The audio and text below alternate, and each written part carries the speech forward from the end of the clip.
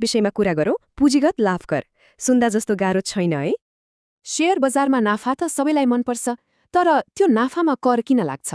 यो प्रश्न धेरैको मनमा हुन्छ। एकदमै सजिलो छ।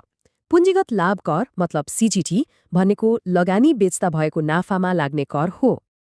अब नाफा निकाल्न त एकदमै सजिलो छ। बेचेको मूल्यबाट किनेको मूल्य घटाउने, सक्यो। हो, त्यो जुन नाफा भयो नि, त्यसको एउटा सानो हिस्सा सरकारको पनि हुन्छ, त्यही नै त हो कर। तर प्रश्न उठ्छ, यो कर आखिर चाहियो नै किन? पैसा उठाउन मात्रै त पक्कै होइन। यसले देशलाई पैसा दिन्छ, बजारलाई सम्हाल्छ र सबैलाई एउटै नियममा बाँध्छ। फरक त छर्लङ्गै छ होइन र? कर भएको बजार कति व्यवस्थित र निष्पक्ष देखिन्छ? एउटा अर्को रमाइलो प्रश्न, सरकारले कसरी थाहा पाउँछ कसले कति नाफा कमायो भनेर? सबै कारोबार डिजिटल सिस्टममा रेकर्ड हुन्छ। ब्रोकरदेखि डिम्याट खातासम्म सबैतिर हिसाब हुन्छ।